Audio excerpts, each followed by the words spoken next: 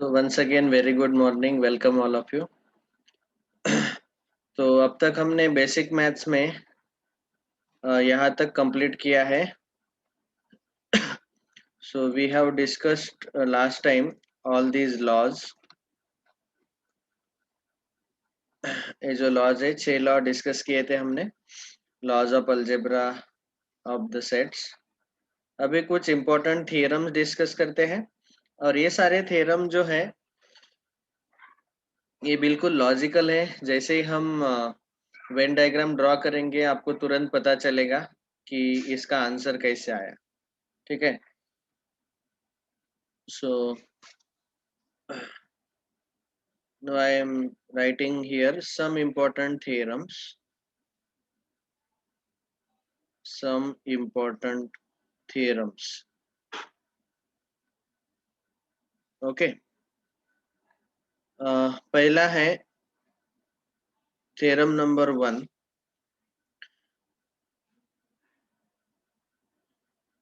इस theorem number 1 में total यहाँ पे 8 रिजल्ट दिखाए हैं. A and B are any two sets. A और बी जो है कौन से भी दो सेट दिए हुए हैं. एंड यहाँ पे सबसे पहला जो रिजल्ट है हर एक रिजल्ट का हम वेन डायग्राम ड्रॉ करेंगे. सबसे पहला रिजल्ट हमें ये दिया है कि a minus B is equal to A intersection B dash. इसका मीनिंग क्या है देखो. a माइनस बी का मतलब क्या होता है. यहाँ पे डिफरेंस ले रहे हम. समझो हमारे पास एक वेन डायग्राम है और यहाँ पे ये सेट a है सेट b है. a माइनस बी का मतलब होता है कि ये वाला पार्ट सेट ए का पार्ट जो बी में नहीं है. तो बी वाला पार्ट छोड के बी चा पार्ट सोडून जो फक्त सेट ए चा पार्ट आहे तोच घ्यायचा आहे. ओके. तर हा एवढा जो पार्ट असतो याला आपण म्हणतो ए मायनस बी. आता जर का आपण ए इंटरसेक्शन बी डॅश असं म्हटलं तर बी डॅशचा अर्थ होतो हा जो बी चा सर्कल आहे हा सोडून उरलेला युनिव्हर्सल सेटचा पार्ट.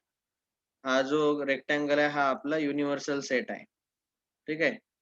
तर सर्कल बी सोडून उरलेला पार्ट त्याचा इंटरसेक्शन घ्यायचा आहे. बी डॅशचा इंटरसेक्शन घ्यायचा आहे ए सोबत. इंटरसेक्शन म्हणजे कॉमन पार्ट. तर सर्कल सोडून युनिव्हर्सल सेट सोबत जो कॉमन पार्ट आहे सेट ए चा तो हाच आहे. तर हे तुमच्या लक्षात आलं असेल. तर ए मायनस बी ला लिहू शकतो आपण ए इंटरसेक्शन बी डॅश. आणि तसंच जो सेकंड रिझल्ट आहे तो आहे बी मायनस ए.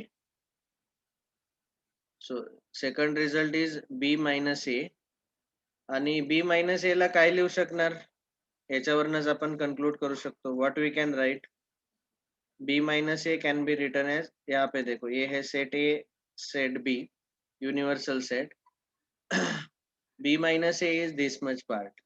ये है हमारा बी माइनस ए. तो फिर अगर ये बी माइनस ए हमें लाना है तो क्या करना पड़ेगा. ए डैश मतलब ए कॉम्प्लीमेंट सेट ए छोड़ के बचा हुआ यूनिवर्सल सेट के पार्ट का इंटरसेक्शन ले लो common with B. Set B के साथ कॉमन. तो ये इतना पार्ट आएगा. समझ में आया. तो ये है सेकंड रिजल्ट. तो ये थ्योरम 1 का second result B minus A equal to B intersection A dash. Okay. ये जो थ्योरम के स्टेटमेंट्स हम डिस्कस कर रहे हैं पहला दूसरा ये आपको याद नहीं रहे तो भी कोई प्रॉब्लम नहीं. लेकिन इनका लॉजिक आपको समझ में आना चाहिए कि ये क्यों इक्वल है. ओके. दूसरा बाद में अगला तीसरा. अगर ए इंटरसेक्शन बी फाई है. ए इंटरसेक्शन बी फाई है मतलब दोनों सेट ऐसे डिसजॉइंट सेट्स आएंगे. सेट ए और सेट बी अलग अलग आएंगे. ठीक है. तो इस केस में क्या होगा कि दोनों का कॉमन पार्ट जो है वो नल सेट आएगा. एम्प्टी सेट आएगा. दोनों में कॉमन कुछ नहीं है दोनों सेट ए और बी में. तो फिर इस केस में अगर हमने ए माइनस बी लिया तो खाली सेट ए ही मिलेगा. क्योंकि ए माइनस बी का डेफिनेशन ही ऐसा है कि सेट ए में प्रेजेंट होने वाले और बी वाले हटा दो, लेकिन यहाँ बी और ए में कुछ कॉमन ही नहीं है, तो सेट ए पूरा यहाँ पे आंसर आ जाएगा। तो इसका मतलब है कि अगर ए इंटरसेक्शन बी फाइव है तो ए माइनस बी का आंसर ए ही मिलता है। ओके, और इसका उल्टा भी हम ट्रू है बोल सकते हैं कि अगर ए माइनस बी ए है तो इन दोनों में कॉमन कुछ भी नहीं रहेगा, ये इंटरसेक्शन बी जो है वो नल सेट आएगा। और वैसे ही यहाँ पे हम बी माइनस ए भी ले सकते हैं, B minus A is equal to B आएगा। ठीक है, तो यहीं पे मैं लिख के दे रहा हूँ B minus A is equal to ये बी आएगा, क्योंकि दोनों में कॉमन कुछ भी नहीं है। तो इसी रूल में इसको लिख डालते हैं, ए इंटरसेक्शन बी अगर नल सेट है, दोनों में कॉमन कुछ नहीं है, तो फिर इन दोनों का डिफरेंस ऑफ सेट मतलब elements present in first set but not in the second set. पहले सेट में प्रेजेंट होने वाले एलिमेंट्स बी में प्रेजेंट होने वाले सब एलिमेंट्स लेने हैं, लेकिन ए वाले छोड़ के। लेकिन इन दोनों में कॉमन कुछ नहीं है, तो इसलिए सेट बी ही इसका पूरा आंसर आएगा। ओके, सेकंड का, और ए माइनस बी का आंसर ए आएगा। ओके, ये हुआ तीसरा रिजल्ट। बाद में रिजल्ट नंबर 4,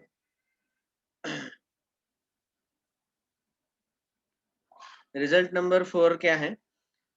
ए माइनस बी यूनियन बी। आप ही बोलो कैसा दिखेगा वो diagram, A minus B union B. Union मतलब कंबाइन करो, जोड़ो। तो सबसे पहले हमने अगर समझो ये सेट ए सेट बी लिखा, तो इतना जो पार्ट है ये ए माइनस बी रहता है, और उसके साथ सेट बी को यूनियन करना है, जोड़ना है। तो सेट बी है पूरा सेकंड सर्कल, तो आपको क्या मिल रहा है? आपको मिल रहा है ए यूनियन बी। ठीक है, तो ये याद रखो। वैसे ही हम उल्टा भी लिख सकते हैं एक्चुअली। यहाँ पे यही इसी रिजल्ट में B minus A union A is also A union B. B minus A मतलब ये वाला पार्ट, और उसके साथ सेट ए जोड़ दिया, यूनियन लिया, तो फिर हमें दोनों का ए यूनियन बी मिलेगा। दोनों सर्कल हाईलाइट हो जाएंगे। ओके, तो ये हुआ चौथा रिजल्ट। इसी थ्योरम 1 में हम ये रिजल्ट देख रहे, पहला, दूसरा, ये तीसरा और ये चौथा। अभी रिजल्ट नंबर 5, ए माइनस बी इंटरसेक्शन बी। ए माइनस बी इंटरसेक्शन बी। अभी आप ही देखो कि अगर ए और बी का हमने डिफरेंस लिया, ए माइनस बी, तो ए इतना पार्ट आएगा। अभी इतना जो पार्ट है, जो ए माइनस बी हम इसको बोलते हैं। ओके, ए माइनस बी का कुछ कॉमन पार्ट है क्या सेट बी के साथ? कुछ भी नहीं है। नहीं है मतलब इन दोनों का अगर हमने इंटरसेक्शन लिया ए माइनस बी और बी का, तो हमें क्या मिलेगा? Null set. Okay, so this is very clear कि ए माइनस बी और सेट बी, इन दोनों में कॉमन कुछ भी नहीं है, इसीलिए इन दोनों का इंटरसेक्शन जो है वो क्या आएगा? Null set, empty set. ये है रिजल्ट नंबर 5। नेक्स्ट, इसी तरह सेकंड रिजल्ट हम लिख रहे हैं हर बार, हर केस में सेकंड रिजल्ट ऐसे आएगा, बी माइनस ए का इंटरसेक्शन ए के साथ लिया तो वो भी नल सेट आएगा। बी माइनस ए मतलब ए वाला पार्ट। ओके, और इसका सेट ए के साथ कुछ भी कॉमन नहीं है। कॉमन नहीं है मतलब हमें मिलेगा नल सेट। ओके, ये हुआ पांचवा रिजल्ट। Next result number 6। ये सारे रिजल्ट हमें ऑब्जेक्टिव क्वेश्चन सॉल्व करने में बहुत मदद करते हैं। अगर समझो A is a subset of B, ऐसे दिया हुआ है, A is a subset of B, तो फिर क्या होगा? सेट ए के सारे एलिमेंट सेट बी में प्रेजेंट होंगे। तो हम ऐसा ड्रॉ करते हैं, सेट ए के सारे एलिमेंट्स सेट बी में प्रेजेंट है, तो सेट ए बी के अंदर आएगा। ए के सारे एलिमेंट सेट बी में प्रेजेंट है। तो फिर इस केस में हम क्या बोल सकते हैं कि ए डैश जो है, ए छोड़ के बचा हुआ बाहर का पार्ट, ये हालांकि यहाँ पे बड़ा आएगा। बी डैश से, तो यहाँ पे इस पर्टिकुलर केस में हमें रिजल्ट मिलेगा B dash will be subset of A dash. अभी इसका वेन डायग्राम में ड्रॉ करके बताता हूँ। देखो, अगर हमने ये इस पर्टिकुलर डायग्राम में ये सेट ए है, तो बाहर वाला पार्ट जो है, ये बाहर वाला पार्ट ए डैश आएगा, ठीक है ना। ये आया पूरा ए डैश, और बी डैश अगर लेना है तो ये जो सेट बी है, बी के बाहर वाला पार्ट आएगा। आप देख पा रहे कि ए डैश बड़ा है, और बी डैश जो बाहर वाला पार्ट है बी के बाहर, वो ए डैश में इंक्लूड है, इसीलिए B dash will be subset of A dash. तो ये रिजल्ट ऐसे याद रखो कि अगर ए बी का सबसेट है, तो जब हम उनका कॉम्प्लीमेंट लेंगे तो B dash will be subset of A dash, उल्टा हो जाता है। कॉम्प्लीमेंट लेने के बाद सबसेट में बी डैश यहाँ आएगा, B dash will become subset. यहाँ ए सबसेट है, जब हम कॉम्प्लीमेंट लेते हैं तो बी डैश सबसेट होगा ए डैश का। ये समझ में आ गया होगा सबको। नेक्स्ट, हाँ, ये हुआ result number 6। Next, result number 7। Result number 7 already हमने डिस्कस किया है, फिर से हम उसको रिवाइज कर रहे हैं, और ये यहाँ पे सिक्वेंशियली लिख रहे हैं, A minus B union B minus A. तो आपको पता ही होगा कि जब हम ए माइनस बी और बी माइनस ए ये दोनों कंबाइन करते हैं, एक्चुअली ये क्या है, सिमेट्रिक डिफरेंस। तो ए वाला पार्ट समझो, सेट पहला ए है, सेट बी है, तो इतना पार्ट ए माइनस बी आएगा, ये इतना वाला पार्ट जो है ये बी माइनस ए आएगा, और इन दोनों का हमने अगर यूनियन लिया तो इसको हम बोल सकते हैं कि ये यूनियन बी से, ए यूनियन बी से ए इंटरसेक्शन भी सब्ट्रैक्ट करो, रिमूव करो, डिलीट करो, तो हमें ये आंसर मिल जाएगा। यूनियन में से इंटरसेक्शन, ये जो कॉमन पार्ट है ना बीच वाला, वो रिमूव कर दिया, तो वही आंसर हमें मिलता है। ओके, और इसी को चाहे तो हम ए डेल्टा बी ऐसा भी लिख सकते हैं। ओके, तो ये हुआ 7th। इसमें 8th हम ऐड करेंगे, और एक अभी आप देख पा रहे कि ये a माइनस बी है, b माइनस ए है, और ये जो मिडल वाला पार्ट है, अच्छा अलग डायग्राम ड्रॉ कर लेते हैं। मैं यहाँ पे पहले रिजल्ट लिख लेता हूँ, a minus B union b minus A union ये इंटरसेक्शन b। इन तीनों का जब हम यूनियन लेते हैं तो हमें ये यूनियन भी मिलता है। ओके, इसका वेन डायग्राम देखो, सी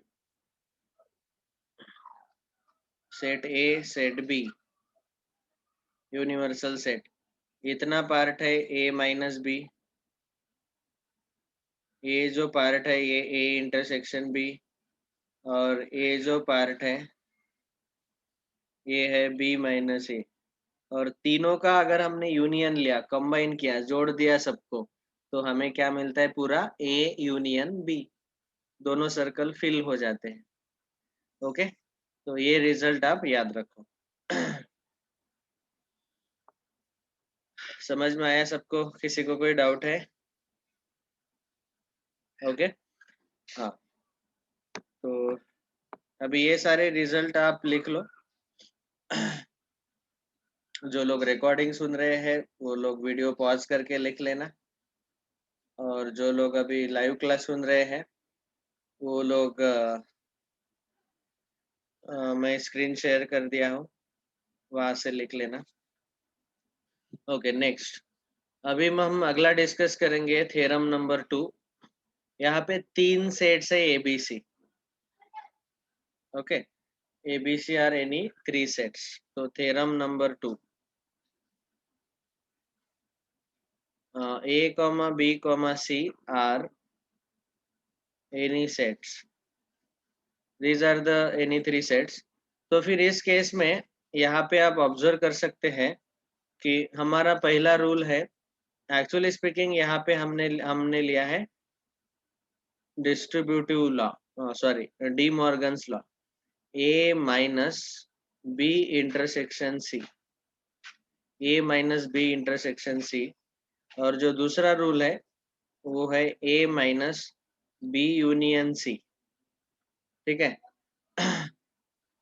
सो what are we trying to do, यहाँ पे एक्चुअली ये ब्रैकेट के बाहर डिफरेंस ले रहे हैं हम। तो क्या होता है, रूल को पहले याद रखेंगे कि कैसे क्या रिजल्ट आता है। A minus B intersection C, bracket में बी इंटरसेक्शन सी है, तो इसका आंसर आता है A minus B union A minus C. क्या हुआ, ए माइनस सी डिस्ट्रीब्यूट हो गया ये जो है ब्रैकेट के अंदर, लेकिन इंटरसेक्शन का यूनियन हो गया। तो इस लॉ को हम बोलते हैं De Morgan's law. De Morgan law में इंटरसेक्शन का यूनियन और यूनियन का इंटरसेक्शन होता है, याद है ना। तो A minus B union A minus C, ये रिजल्ट आता है। और जब हम A minus B union C लेते हैं तो यहाँ पे भी आंसर ऐसे आएगा, ए माइनस बी और ए माइनस सी, और बीच में जो यूनियन है यूनियन का इंटरसेक्शन होगा, ठीक है।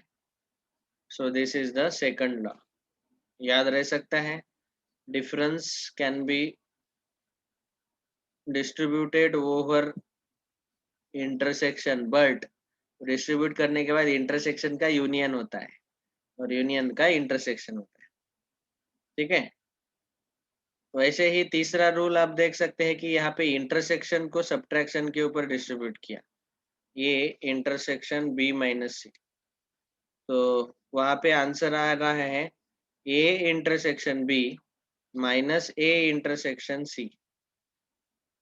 यहाँ पे सीधे सीधे डिस्ट्रीब्यूशन हो रहा है, there is no change, minus difference जो है डिफरेंस ही रह गया, सीधा intersection can be distributed over difference. Okay, ये तीसरा रूल। और चौथा रूल है, इंटरसेक्शन को हम डेल्टा के ऊपर भी डिस्ट्रीब्यूट कर सकते हैं।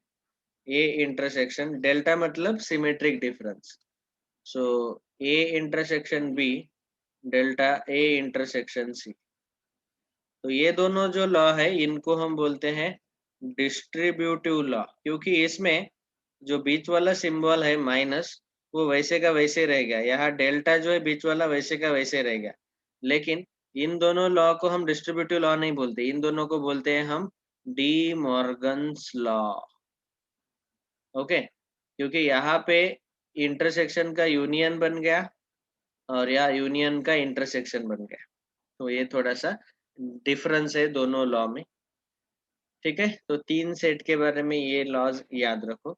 वैसे भी हमने क्लियरली ये सारे जो लॉज है डी मॉर्गन्स लॉ में और डिस्ट्रीब्यूटिव लॉ में हमने एक साथ लिख के रखे हैं, तो इसका आप रिवीजन करेंगे तो आपको इजीली समझ में आएगा, ठीक है। अभी 11th स्टैंडर्ड में नया कंसेप्ट है कार्टेशियन प्रोडक्ट ऑफ सेट्स। सो यहाँ तक हमने अब तक क्या क्या डिस्कस किया है, ये सारे laws of algebra of set, point number 6 था ये। Now we will discuss point number 7। So point number 7, अभी ये पहली बार देख रहे हम, that is in 11th standard, Cartesian product of two sets. दो सेट का कार्टेशियन प्रोडक्ट, दोन सेटचा कार्टेशियन प्रोडक्ट कसा घ्यायचा हे आपण डिस्कस करतोय। Cartesian product is very very easy to understand, एकदम सिंपल आहे। फक्त आपल्याला काय करायचं आहे, दोन सेट जर दिले असतील, मी आधी एक एक्झाम्पल घेऊन तुम्हाला समजावून सांगतोय. I will explain with an example. So for an example, let us say we are given two sets. Set A is containing the elements A, B, C. Set ए में ये तीन एलिमेंट्स है, सेट बी में समझो दो elements है P, Q। अभी इन दोनों का जो कार्टेशियन प्रोडक्ट है उसको हम रिप्रेजेंट करते हैं Cartesian product of set A and B is equal to A cross B. तो इस क्रॉस का मतलब मैं बोल रहा था कि आपको बाद में बताऊंगा, तो अभी बता रहा हूँ। Cartesian product of set A and B, उसको बोलते हैं हम ए क्रॉस बी। और इसमें हम लिखते हैं ये जो सेट ए है और सेट बी है, इन दोनों सेट में पहला एलिमेंट पहले एलिमेंट के साथ ब्रैकेट में लिखो ऐसा ए कॉमा पी। वैसे ही ए कॉमा क्यू ये दूसरा एलिमेंट, बाद में B comma P, B comma Q ऐसे कॉमा करके लिख रहे हैं, C comma P and C comma Q. और ये जो सेट बना जिसमें हमने ये पेयर में लिखा है 1 2 3 4 5 6, कितने पेयर्स आए? 6 पेयर्स आए। तो ये जो पेयर्स है इनका जो सेट बनता है उसको हम बोलते हैं कार्टेशियन प्रोडक्ट। और पेयर में क्या लिखा? पहला एलिमेंट पहले सेट से आएगा, जैसे यहाँ पे ए बी बी और सी सी, पहला एलिमेंट पहले सेट से आ रहा है, फिर उसका कॉम्बिनेशन हम दूसरे सेट के एलिमेंट के साथ ले रहे हैं। Okay, A P A Q, B P B Q, C P C Q, like this. तो कार्टेशियन प्रोडक्ट हम ऐसा लेते हैं। ओके, यहाँ पे कार्टेशियन प्रोडक्ट डिस्कस करने से पहले हम ये डेफिनेशन समझ सकते हैं, वो है ऑर्डर्ड पेयर। ऑर्डर्ड पेयर समझो, यहाँ पे है पहला ordered pair A comma B. तो इसमें इसमें जो पहला एलिमेंट है वो पहले सेट से आता है, दूसरा एलिमेंट दूसरे सेट से आता है, तो ऐसे हम ऑर्डर्ड पेयर लिखते हैं। Ordered pair A comma B equal to, अगर मैंने सी कॉमा डी लिखा, so A will be equal to C and B will be equal to D. हम उल्टा नहीं कर सकते, इसका ऑर्डर चेंज नहीं कर सकते। Okay, so please remember this, whenever there is ordered pair you have to take first element from the first set, second element from the second set। तो उसी तरह यहाँ पे भी हमने कार्टेशियन प्रोडक्ट में पहले पहले जो एलिमेंट्स है वो एबीसी लिए, जो कि पहला सेट जो है ए से आए हैं, और दूसरा एलिमेंट जो है वो पी क्यू दूसरे सेट से आए हैं। So this is how we write the Cartesian product of two sets. So what is this Cartesian product? Cartesian product का ये ऑफिशियल डेफिनेशन ऐसे दिया हुआ है। सो definition is A cross B is equal to in curly bracket A comma B, ऐसे सारे ordered pair collect करो सच दैट, वर्टिकल लाइन मतलब सच दैट ए जो है वो पहले सेट ए से आता है कैपिटल ए, एंड जो बी है वो दूसरा सेट कैपिटल बी से आता है। So this is called as ordered pair. A comma B, यहाँ पे पहला एलिमेंट जो है ए वो सेट कैपिटल ए से आएगा, और दूसरा एलिमेंट बी जो है वो सेट कैपिटल बी से आएगा, तभी हम उसको बोलते हैं ए क्रॉस बी, ये कार्टेशियन प्रोडक्ट बी। तो सबसे पहले हमने शुरू में सेट डिस्कस किए। सेट में देखा कि ऐसे एलिमेंट्स हम करली ब्रैकेट में कॉमा करके लिखते हैं, सेट ए और सेट बी में हमने लिखा है। बाद में जब हम कार्टेशियन प्रोडक्ट अभी ले रहे हैं, ये दूसरा पार्ट है। कार्टेशियन प्रोडक्ट जब ले रहे दोनों सेट का, तो कार्टेशियन प्रोडक्ट लेते वक्त प्रोडक्ट का मतलब जनरली हमें मल्टीप्लिकेशन लगता है, लेकिन सेट का मल्टीप्लिकेशन कैसे लेना है? हम खाली क्या करते हैं, उनके एलिमेंट्स कंबाइन करते हैं, लेकिन लिखते वक्त ऐसे ऑर्डर्ड पेयर में लिखना है। ऑर्डर्ड पेयर में मतलब ऐसे ब्रैकेट में लिखना है। और यहाँ पे क्लियरली ये डेफिनेशन समझ लो कि जो पहला एलिमेंट है ब्रैकेट में वो सेट ए से आएगा, और दूसरा एलिमेंट है वो सेट बी से आएगा। A comma B, A belongs to set A, B belongs to set B. अगर मैंने आपको यहाँ पे पूछा कि बी क्रॉस ए लिखो, तो बी क्रॉस ए लिखते वक्त हमें उल्टा करना पड़ेगा। पहला एलिमेंट सेट बी से आएगा, तो यहाँ आएगा पहला एलिमेंट यहाँ पे है पी, तो पी कॉमा ए, पी कॉमा बी और पी कॉमा सी, इसका कॉम्बिनेशन लेना है। दूसरा एलिमेंट सेट ए से आएगा, तो दूसरे एलिमेंट ए बी सी आएंगे यहाँ। वैसे ही Q comma A, Q comma B and Q comma C. तो ये फर्क है, तो इसीलिए यहाँ पे हम क्लियरली नोट करके लिख सकते हैं कि A cross B is not equal to B cross A always. ये हमेशा इक्वल नहीं रहता, कुछ केसेस में इक्वल रह सकता है, वो वाला केस भी मैं बताऊंगा। तो अभी समझ में आ गया होगा कि ए क्रॉस बी और बी क्रॉस ए ये रहता है कार्टेशियन प्रोडक्ट। ठीक है, तो इस तरह से हमने अगर कार्टेशियन प्रोडक्ट लिया तो यहाँ पे ए क्रॉस बी का आंसर ये आया, बी क्रॉस ए का आंसर ये आया, दोनों अलग अलग है, बोथ आर नॉट इक्वल। ठीक है, अभी कुछ इम्पोर्टेंट थ्योरम्स यहाँ पे लिख के दिए हुए हैं। इसमें से सारे जो थ्योरम्स है ये हमें बस इनका अंडरस्टैंडिंग में क्लैरिटी रहना चाहिए, इनको याद नहीं रखना है। याद रखना है खाली हमारा सबसे आखिरी का theorem, result number 9, theorem number 9, इसको याद रखना है क्योंकि इसके ऊपर ऑब्जेक्टिव क्वेश्चन बनते हैं। और एक मैं फॉर्मूला भी बताऊंगा। अभी देखो यहाँ पे क्लियरली ये डिस्ट्रीब्यूटिव लॉ है। So cross is distributive over union and intersection. ठीक है, और cross is distributive over difference. तो ये डिस्ट्रीब्यूटिव लॉ है, पहला और दूसरा थ्योरम। ठीक है, बाद में ये दोनों कब इक्वल आते हैं, जब ये गिवन सेट ए बी अगर इक्वल सेट्स है तभी, ए क्रॉस बी और बी क्रॉस ए। अभी फिलहाल इस एग्जांपल में दोनों अनइक्वल आए, लेकिन इक्वल कब आते हैं, अगर ये दोनों सेट इक्वल है तो। ठीक है, तो पहले दो थ्योरम में मैंने क्या बताया, cross is distributive over union, intersection and difference. Cross can be distributed, distributive property पता है ना, ब्रैकेट के अंदर हम मल्टीप्लाई करते हैं तो उसको हम डिस्ट्रीब्यूट कर सकते हैं। ये पहले दो थ्योरम। तीसरा है कि ये दोनों इक्वल अगर है तो इसका मतलब ए और बी दोनों इक्वल सेट्स रहने चाहिए। ओके, बाद में ये जो तीन थ्योरम है ऐसे में A is a subset of B. मतलब क्या है यहाँ पे कि ए के सारे एलिमेंट्स बी में प्रेजेंट है। तो सेट ए, पूरा सेट ए सेट बी के अंदर प्रेजेंट है, ए के सारे एलिमेंट्स बी में प्रेजेंट है। तो उस केस में अगर आपने पहला रिजल्ट यहाँ पे दिया हुआ है कि ए क्रॉस ए लिया तो वो आपको A cross B intersection B cross A मिलता है। A cross C is any set लिया तो A cross C is a subset of B cross C. अगर यहाँ पे दो दूसरा और एक दिया है कि C is a subset of set D, तो फिर ए क्रॉस सी जो सबसेट सबसेट है उनका कार्टेशियन प्रोडक्ट जो है वो जो सुपर सेट है उनका सबसेट आता है। ओके, तो ये तीनों रिजल्ट सबसेट वाले हैं।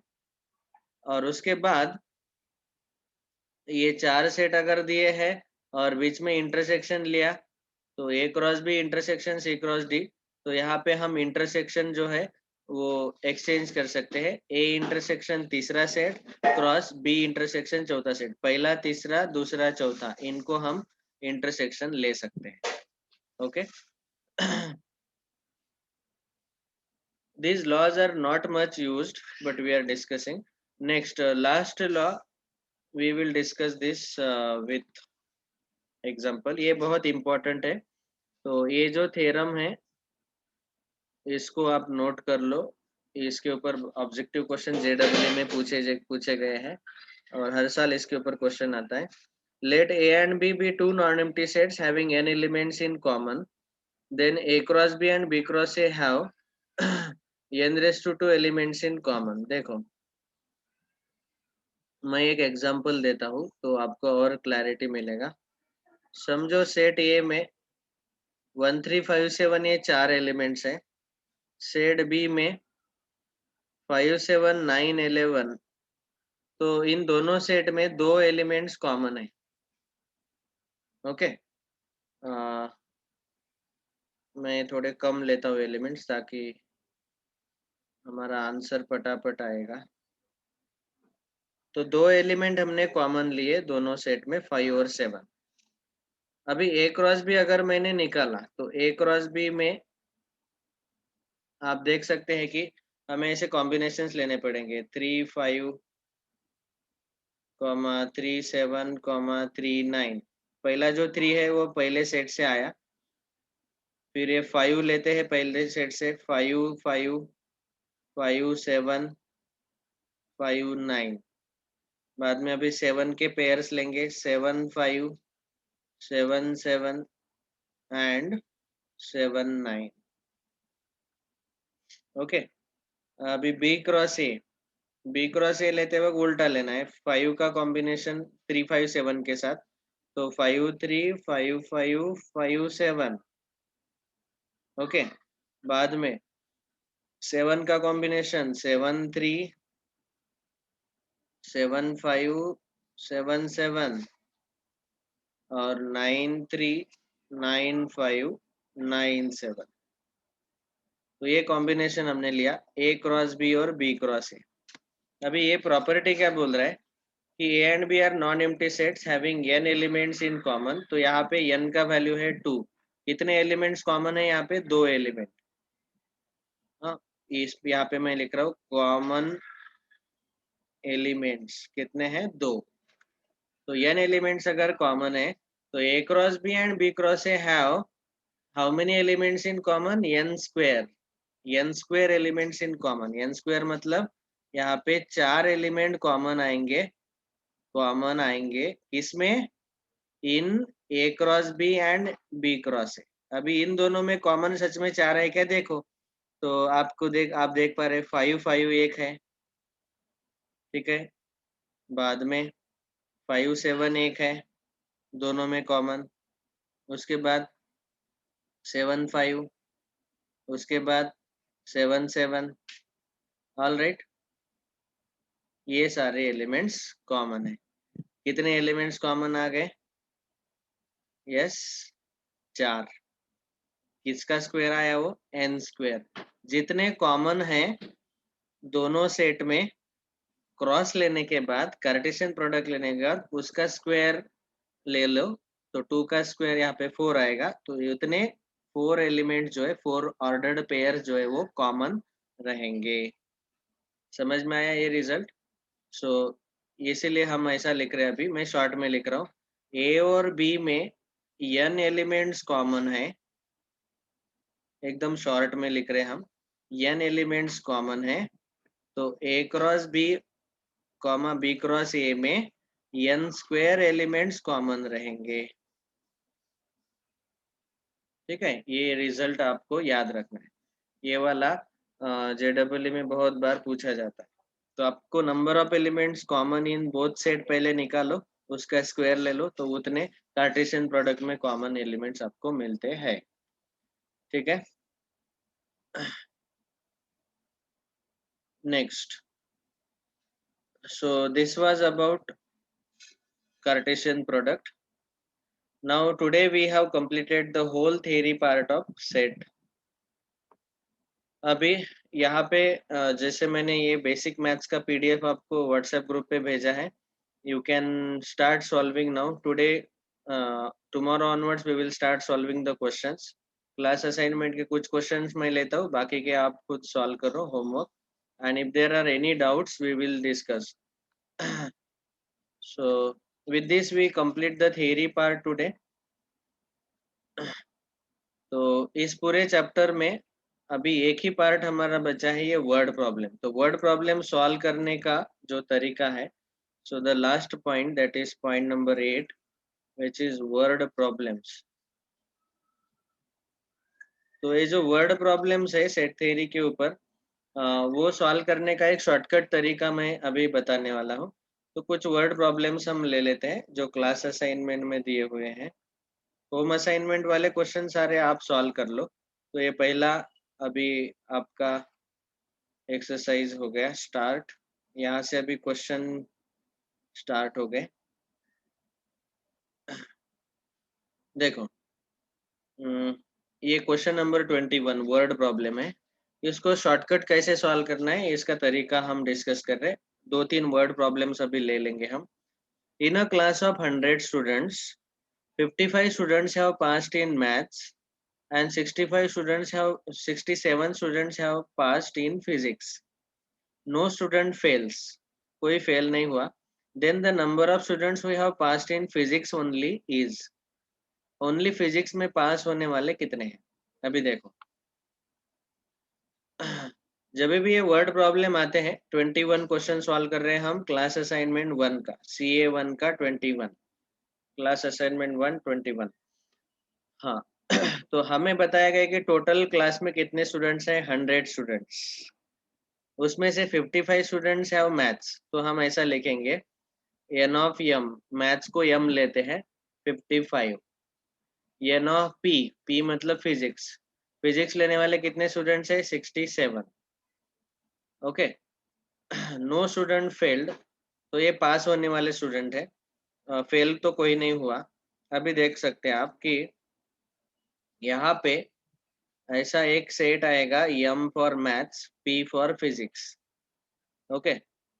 अभी मैथ्स में टोटल 55 है, फिजिक्स में टोटल 67 है, लेकिन दोनों सब्जेक्ट में पास होने वाले भी कुछ रह सकते हैं और फेल कोई नहीं हुआ, तो पास होने वाले ही सारे यहाँ पे आएंगे। मतलब हम ऐसा बोल सकते हैं कि m यूनियन p, इन दोनों का यूनियन अगर लिया तो वो पूरे आएंगे 100 स्टूडेंट्स, क्योंकि 100 के 100 स्टूडेंट पास हो गए, तो ये जो यूनियन है दोनों सर्कल, ये आएगा 100।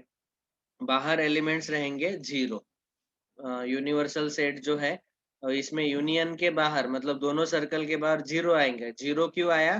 क्योंकि कोई भी फेल नहीं हुआ। अभी दोनों में कॉमन रहने वाले हम लेते हैं x, और मैथ्स में टोटल है 55, तो इतना जो पार्ट है यहाँ पे आएगा 55 माइनस एक्स। दोनों में कॉमन मतलब जो दोनों सब्जेक्ट में पास हो गए, ये हमें पता नहीं है, तो इसीलिए हमने x लिया। तो फिर ये ओनली मैथ्स में 55 माइनस एक्स बचेगा, और ये पूरा फिजिक्स में एक यहाँ पे कॉमन वाले x है, पूरे फिजिक्स में 67 है, तो इतना पार्ट में 67 माइनस एक्स आएंगे। और अभी हम बोल सकते हैं कि देयरफॉर हम इन तीनों का अगर एडिशन लिया 55 minus X plus 67 minus X, इन तीनों का एडिशन जो है वो क्या आएगा? Union, that is 100। तो यहाँ x माइनस एक्स कैंसिल होगा, इस x को राइट में शिफ्ट करो, तो यहाँ पे आएगा 55 plus 67 minus 100, so x is equal to 55 plus 67, 5 plus 7 12, carry 1, 7 plus 5 12, 122 minus 100, so x is equal to 22। और x मतलब क्या है? जो दोनों में कॉमन, जो मैथ्स और फिजिक्स दोनों में पास हुए हैं। अभी क्वेश्चन में हमें क्या पूछा है? Then number of students who have passed in physics only, only physics में पास होने वाले पूछे गए, तो फिजिक्स ओनली में ए आएंगे 67 माइनस एक्स, ठीक है। दोनों में कॉमन पास हुए 22, तो ओनली फिजिक्स में जो पास हुए हैं वो आएंगे 67 minus x, only physics 67 minus 22, 7 minus 2 5, 6 minus 2 4, सो कितने स्टूडेंट पास हुए ओनली फिजिक्स में? 45। यहाँ पे अगर मैंने दूसरा क्वेश्चन सेट किया कि ओनली मैथ्स में कितने पास हुए, तो ओनली मैथ्स में यहाँ पे ये किसका आंसर आया? ओनली फिजिक्स वाला। और ओनली मैथ्स वाले में अगर मुझे आंसर निकालना है तो आएगा 55 minus x, 55 minus 22, that is 33, okay. तो यहाँ पे 33 आएंगे। तो ऐसे हम इजीली आंसर सॉल्व कर सकते हैं। यहाँ शॉर्टकट क्या बताया मैंने, पता है क्या? जब भी हमें ऐसे वर्ड प्रॉब्लम सॉल्व करने हैं तो सबसे पहले जो कॉमन वाले एलिमेंट्स है वो हमें पता रहने चाहिए। अगर पता नहीं है तो उसको एक्स अज्यूम करो, फिर बाकी के हम फिलअप करेंगे। टोटल यहाँ कितने ब्लैंक स्पेसेस है? टोटल इथं टोटल किती रिकाम्या जागा आहेत? ही एक जो कॉमन पार्ट आहे, दुसरी ही रिकामी जागा ओनली फिजिक्स वाले, तिसरी ओनली मॅथ्स, आणि जे फिजिक्स आणि मॅथ्स दोघांमध्ये फेल झालेत हे बाहेरचे, अशा 4 रिकाम्या जागा आहेत। तर चारही जागांना आपल्याला नंबरनी फिलअप करायचं आहे, हमें उसको नंबर के साथ फिलअप करना है। तो पहला जो फिलअप किया हमने लिया एक्स, जो दोनों में कॉमन है। दूसरा 67 माइनस एक्स ओनली फिजिक्स, तीसरा 55 माइनस एक्स ओनली मैथ्स, और जो दोनों में फेल हुए हैं, फेल तो कोई नहीं हुआ इसलिए यहाँ पे हमने 0 लिखा।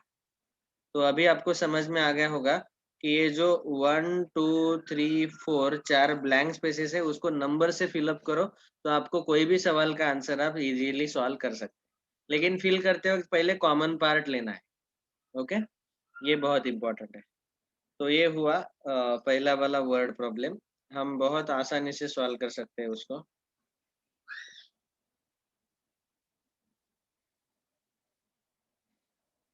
और जो एक होम असाइनमेंट में वर्ड प्रॉब्लम है उसको हम लेते हैं, फिर उसके बाद आप खुद सॉल्व करो अभी बाकी के क्वेश्चंस। और डाउट है तो फिर अगले क्लास में हम डिस्कस करेंगे.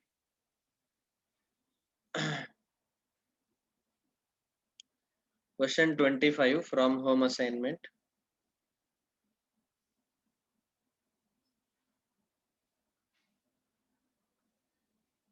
This we will discuss now. In a city, 20% of the population travels by car, 50% travels by bus, and 10% travel by both car and bus. Then the persons traveling by car or bus is. तो देखो, सीधा सीधा diagram draw करने का. ये है पूरा city. उसमें पहला सेट बस और दूसरा सेट कार. बस वाले सेट को बी बोलो, कार वाले सेट को सी बोलो. दोनों में कॉमन जो है, travel by both car and बस कितना परसेंटेज है? 10%. तो यहाँ लिखा हमने 10. अभी बस से कितना ट्रेवल करते हैं? 20% travel by car, 50% travel by बस. तो बस से 50% ट्रेवल करते हैं तो यहाँ आएगा 40. 50 माइनस 10. और कार से टोटल कितना परसेंट ट्रेवल करते हैं? 20%. तो यहाँ आएगा 10%. समझ में आया? तो बाकी के जो बस कार से ट्रैवल नहीं करते वो आएंगे यहाँ पे रिमेनिंग. जो बस से भी नहीं ट्रैवल करते, कार से भी नहीं ट्रैवल करते, या तो पैदल जाते हैं या दूसरा व्हीकल अपना यूज करते हैं. तो 40 +10 +10 60% वो बस और कार वाले हैं. बाकी के 40% जो है वो बिना बस कार वाले हैं. ओके. तो ऐसे हमने अभी आंसर तो सॉल्व कर दिया. अभी क्या पूछा? Then person travelling by car और बस. कार और बस मतलब यूनियन, और मतलब यूनियन. तो यूनियन मतलब ये तीनों का एडिशन ले लो. 40 +10 +10 that is 60%. Option C is correct. देखो कितना फास्ट सॉल्व हो गया. तो ये शॉर्टकट है. आप जो जितने ब्लँक स्पेसेस आहे जेवढ्या रिकाम्या जागा आहेत तेवढ्या नंबरने फिलअप करायच्या. फिलअप करताना आधी कॉमन पार्ट फिलअप करायचा आणि नंतर मग हळूहळू सबट्रॅक्शन ऍडिशन घेत बाकीचे फिलअप करायचे. ओके. अच्छा, धनंजय प्रेझेंट आहे का?